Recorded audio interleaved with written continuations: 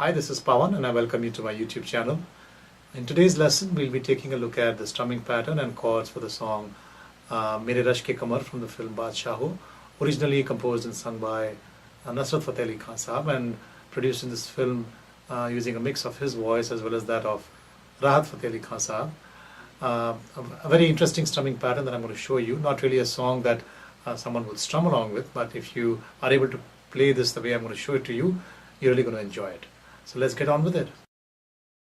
So the song is in E minor and the chords are pretty straightforward. If you're playing open chords, all you need to know is E minor, D, C. Most of the song is using these chords. There are a couple of places where you need A minor and G also. And those are the 5 chords pretty much. And if you're playing bar chords, so E minor, D, C, and then A minor and G you could play over here. So now let's check out the strumming pattern. I'll show you both in open chords and in bar chords as well. So this is how it will sound in the original speed if you're playing in open chords. So we'll use E minor for this and switch between E minor and D and C as well.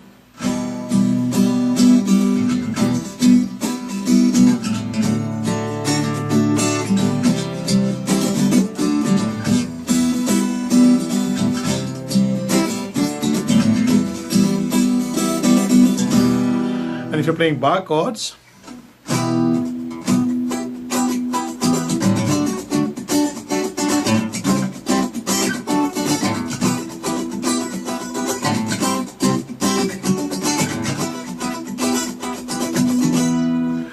now let's take a look at the pattern step by step so you can get your timing right. So if you're playing in E minor, this is what we played. So that's pretty fast. Let me try and slow it down.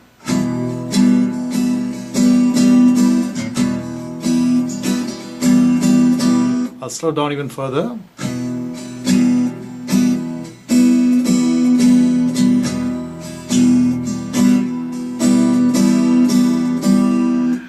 And if you're still not getting your timing right, this is what I'll recommend you do, as I've done in some of my other lessons.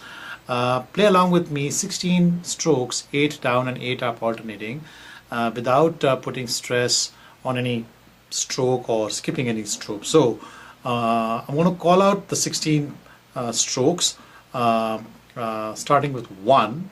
I'm going to skip calling out the other strokes, so you will see how it sounds. 1. 1. So those are 16 strokes, 8 down and 8 up alternating. Now I'm going to add stress to strokes 1 and 4. So 1 is a down stroke, 4 is an up stroke, and I'll leave all of the other strokes without putting any stress on them. So 1, 4, 1, 4. And now I'm going to add stress on the 7th stroke as well. So 1, 4, 7, 1, 4, 7. And when you're playing the first stroke, always try to play that on the bass strings. So those are the strings closer to the 6th string. So that gives you the first beat of the pattern.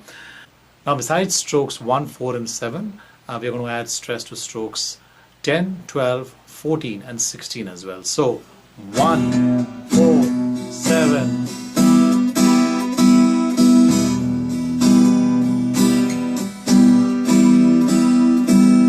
So now let's try and play this pattern together. Start very slowly and then gradually increase the speed to make it sound close to the original.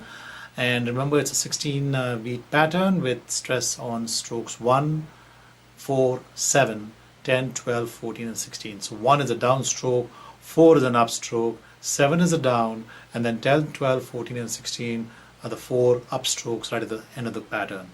So here we go in E minor.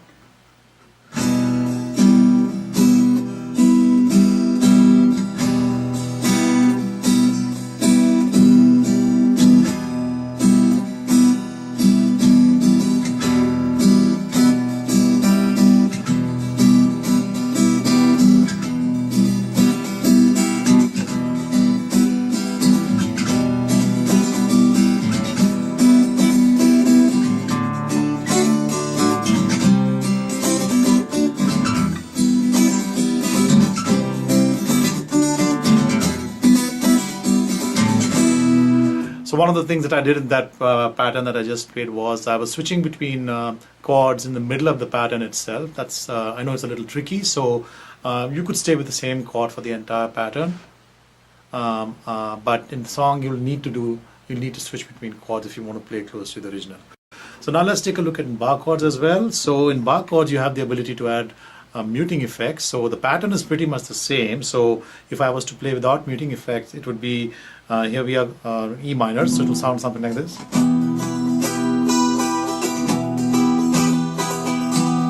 Now, so that's the pattern. It's pretty much the same as what we just saw in open chord. Now let's take a look at how this pattern will sound with the muting effects. Played at the original speed.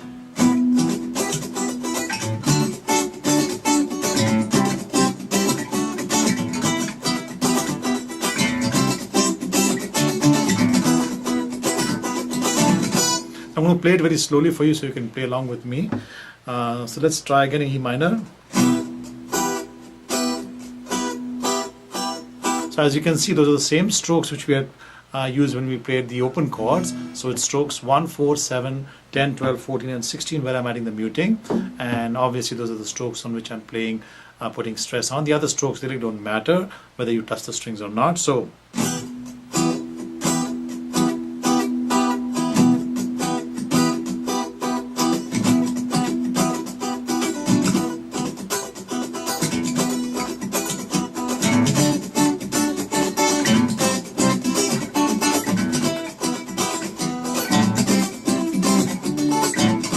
So as you can see here, here again also I switched between one chord, between two chords in the middle of the pattern. So as opposed to playing, I played. So basically I played the first 8 strokes here and then moved to the next chord for the remaining 8 strokes. So as a result of which the strokes 1, 4 and 7 are really coming out of this chord, and the strokes 10, 12, 14 and 16 are coming out here. And the same is with the movement from D to E minor as well.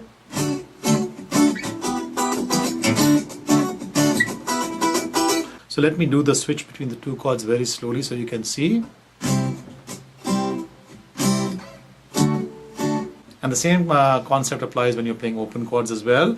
So the movement from C to D would be something like this.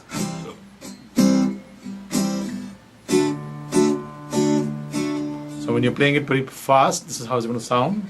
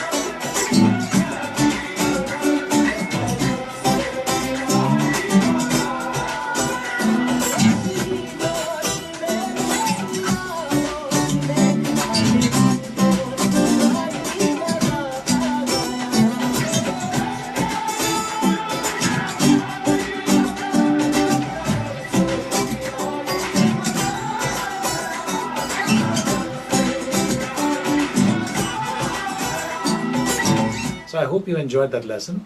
As always, send me your comments and your questions and I will respond.